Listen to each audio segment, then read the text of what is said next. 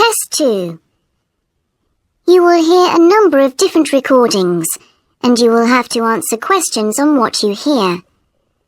There will be time for you to read the instructions and questions, and you will have a chance to check your work. All the recordings will be played once only.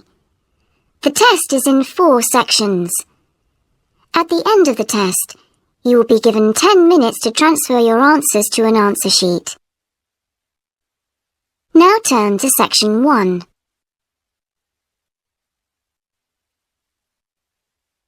Section 1. You will hear a conversation between a representative of an insurance company and a customer. First, you have some time to look at questions 1 to 3.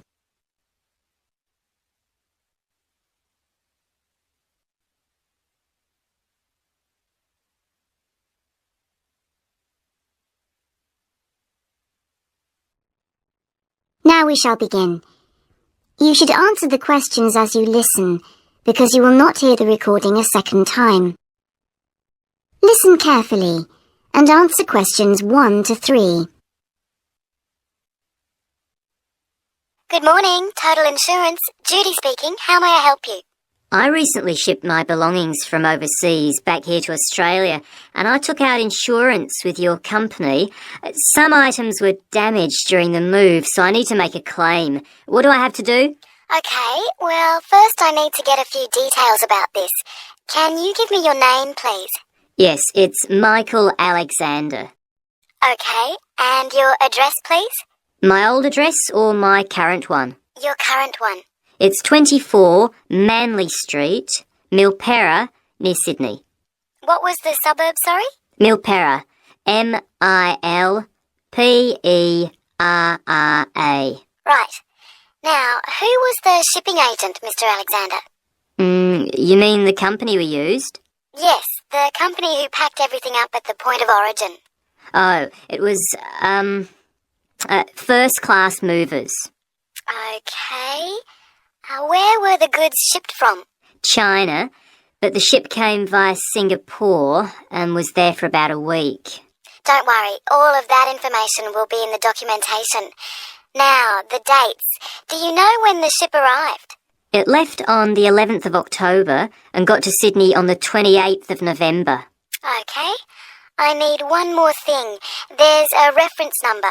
It should be in the top right-hand corner of the pink form they gave you. Let me have a look. I have so many papers. Yes, here it is. It's 601 ACK. Thanks.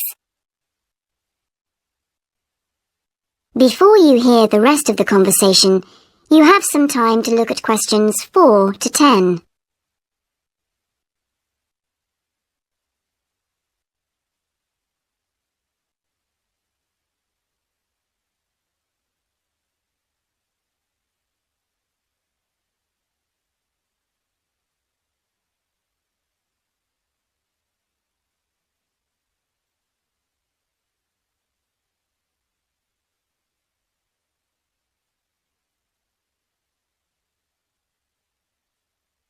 Now listen and answer questions 4 to 10.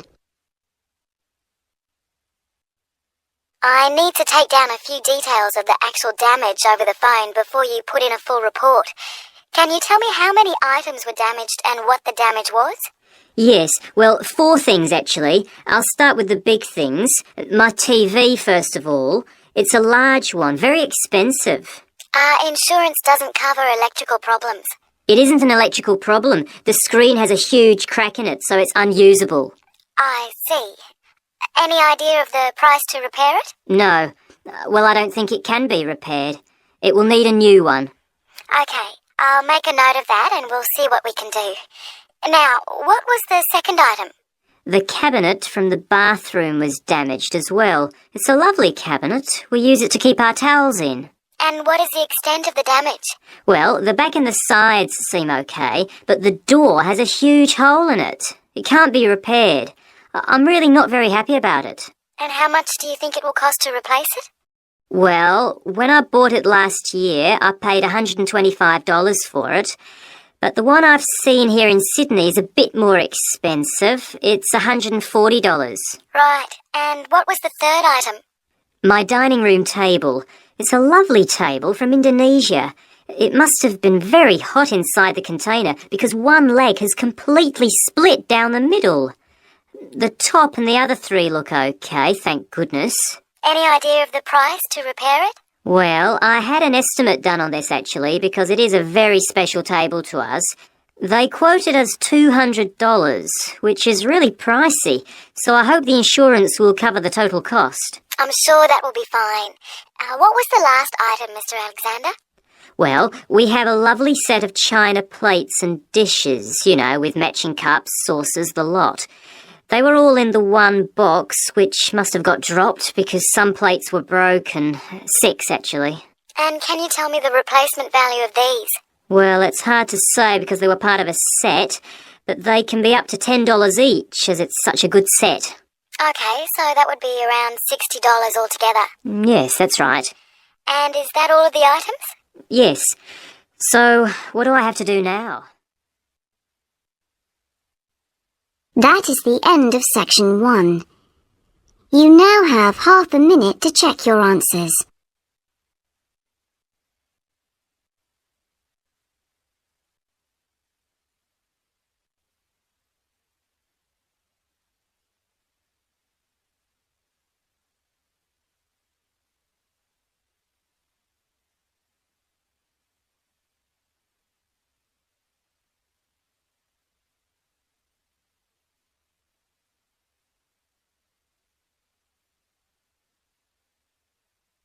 Now turn to section 2.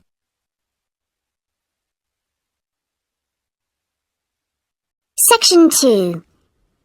You will hear an introductory talk about a new agricultural park. First, you have some time to look at questions 11 to 14.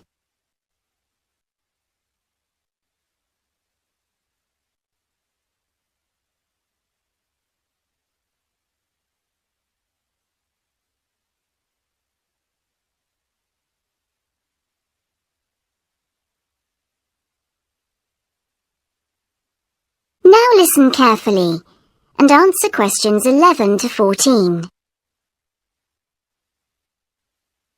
Welcome to Greenvale Agricultural Park. As you know, we've only been open a week, so you're amongst our first visitors. We have lots of fascinating indoor and outdoor exhibits on our huge complex, spreading hundreds of hectares. Our remit is to give educational opportunities to the wider public, as well as to offer research sites for a wide variety of agriculturists and other scientists. Let's start by seeing what there is to do. As you can see here on our giant wall plan, we are now situated in the reception block here. As you walk out of the main door into the park, there's a path you can follow. If you follow this route, you'll immediately come into the rare breeds section, where we keep a wide variety of animals, which I shall be telling you a little more about later. Next to this, moving east, is the large grazing area for the rare breeds. Then further east, in the largest section of our park, is the forest area. South of the grazing area, and in fact just next to the reception block, is our experimental crop area. In the middle of the park, this circular area, is our lake. These two small rectangular shapes here are the fish farms where we rear fish for sale. To the east of those is the marsh area, which attracts a great many migrant birds. In the southeastern corner, beyond the marsh, is our market garden area, growing vegetables and flowers. Before you hear the rest of the talk, you have some time to look at questions 15 to 20.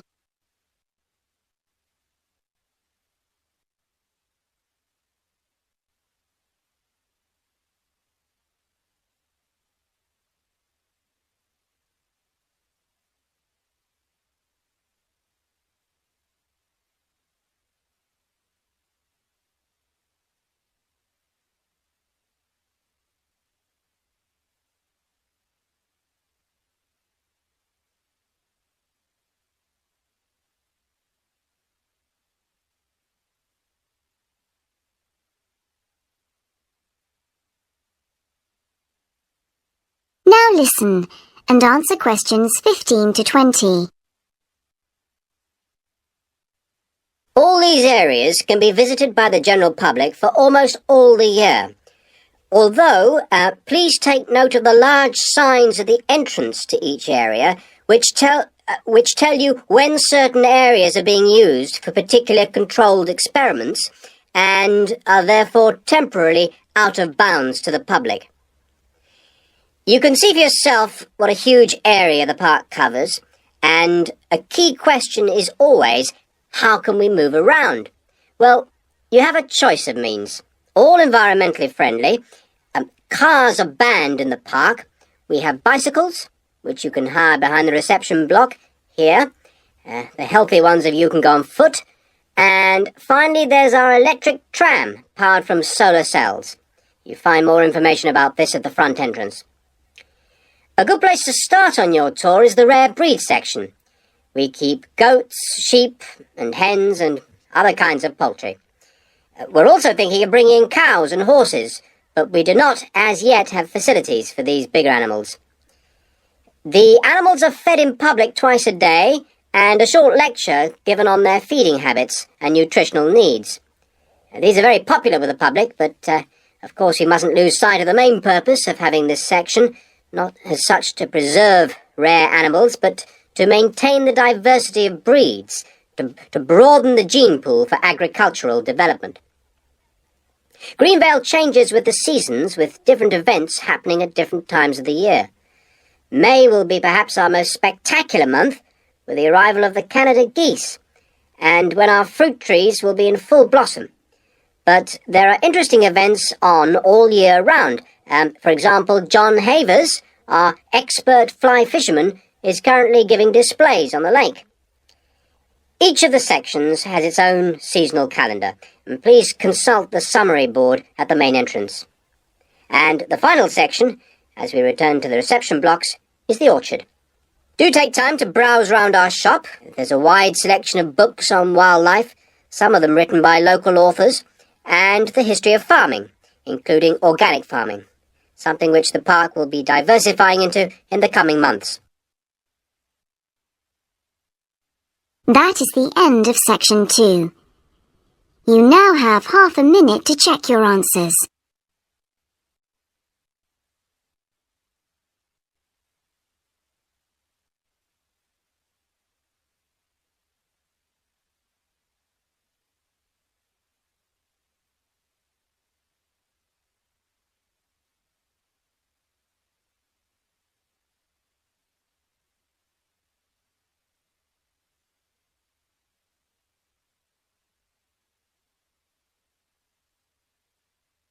Now turn to section 3.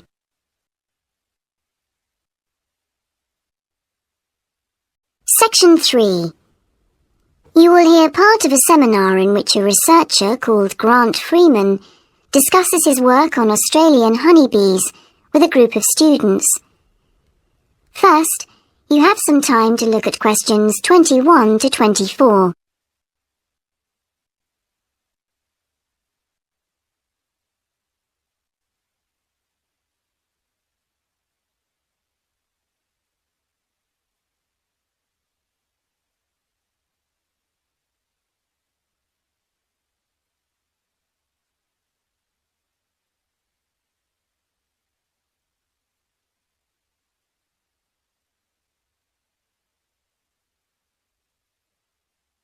Now listen carefully and answer questions 21 to 24. Good morning, everyone. In today's seminar, Grant Freeman, a biologist who specialises in identifying insects and who works for the Australian Quarantine Service, has come to talk to us about his current research work. Right, well, over to you, Grant. Good morning, everyone. I'm sure that you know that the Quarantine Service regulates all food brought into Australia. Well, obviously they want to protect Australia from diseases that might come in with imported goods, but they also want to prevent insect pests from being introduced into the country, and that's where I have a part to play. Anyway, my current research involves trying to find a particular type of bee, the Asian honeybee. and finding out whether there are any of them around in various states of Australia. We discovered a few of them in Queensland once and eradicated them.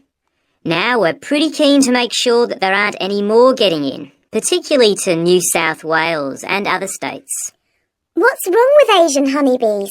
Are they so different from Australian bees?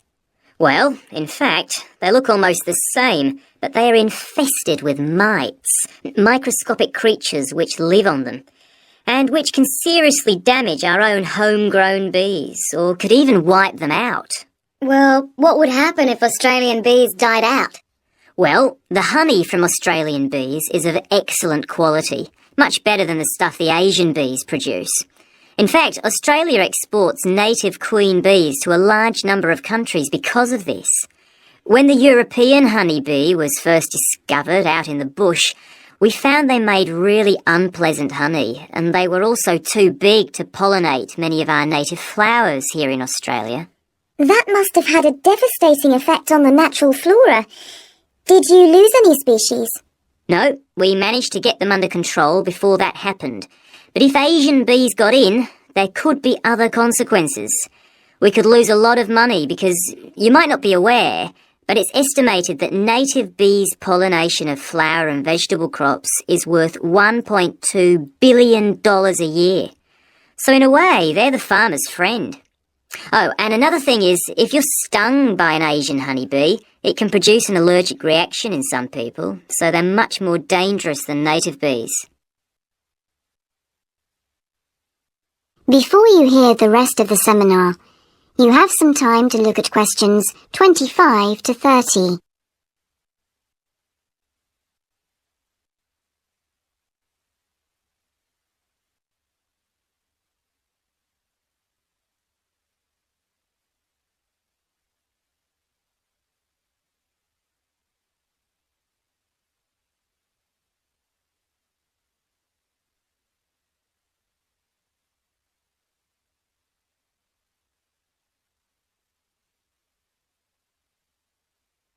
Now listen and answer questions 25 to 30. How will you know if Asian bees have entered Australia? We're looking at the diet of the bird called the rainbow bee-eater. The bee-eater doesn't care what it eats, as long as they're insects. But the interesting thing about this bird is that we are able to analyse exactly what it eats, and that's really helpful if we're looking for introduced insects. How come? Because insects have their skeletons outside their bodies, so the bee-eaters digest the meat from the inside. Then they bring up all the indigestible bits of skeleton, and of course the wings, in a pellet, a small ball of waste material which they cough up. That sounds a bit unpleasant. So how do you go about it?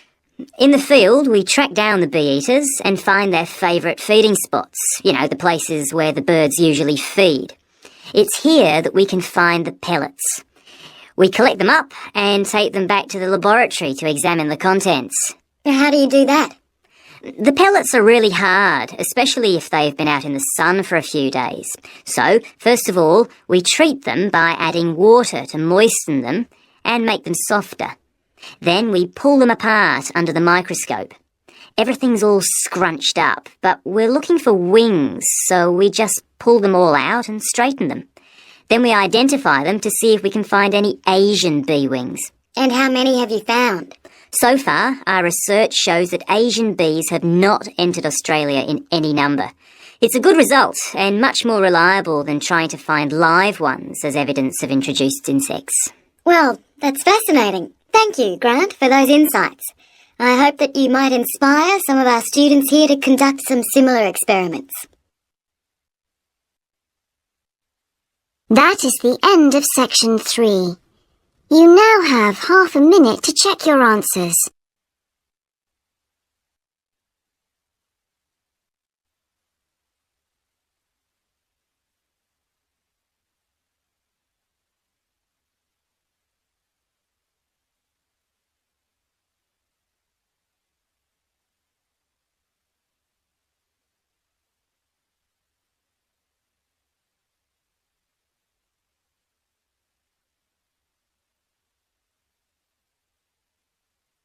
Now turn to Section 4.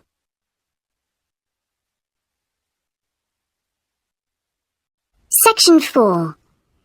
You will hear a student called Shona giving a presentation on her research report. First, you have some time to look at questions 31 to 40.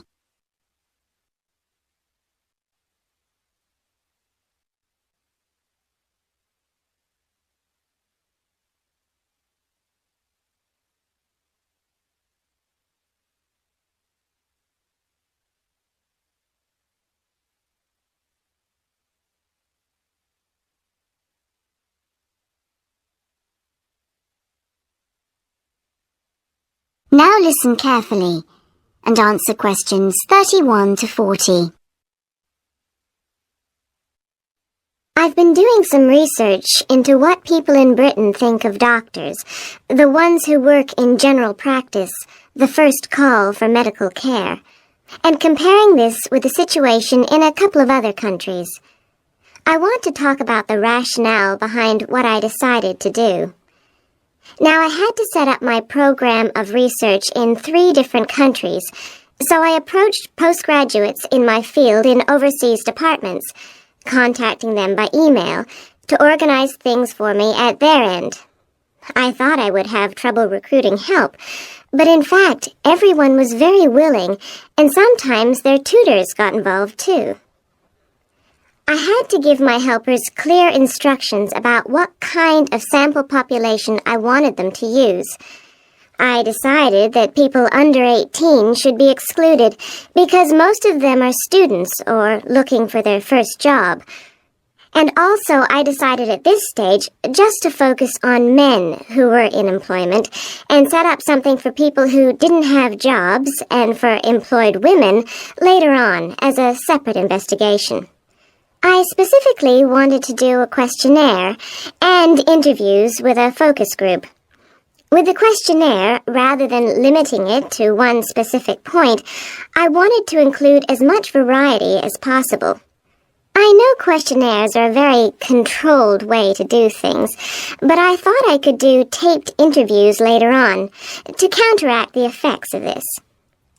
And the focus group may also prove useful in future by targeting subjects I can easily return to, as the participants tend to be more involved. So I'm just collating the results now.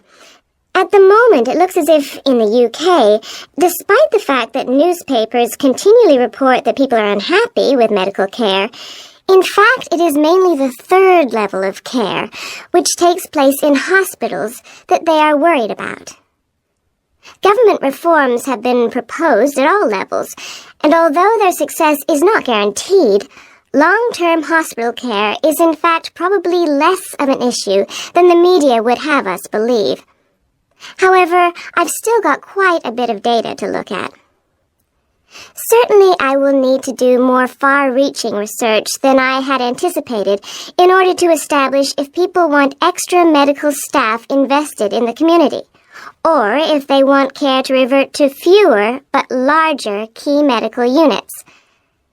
The solution may well be something that can be easily implemented by those responsible in local government, with central government support, of course. This first stage has proved very valuable, though. I was surprised by how willing most of the subjects were to get involved in the project.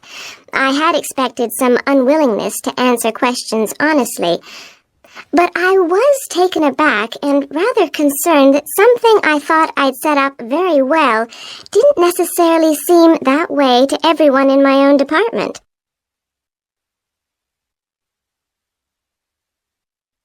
I thought you might also be interested in some of the problems I encountered in collecting my data. There were odd cases that threw me.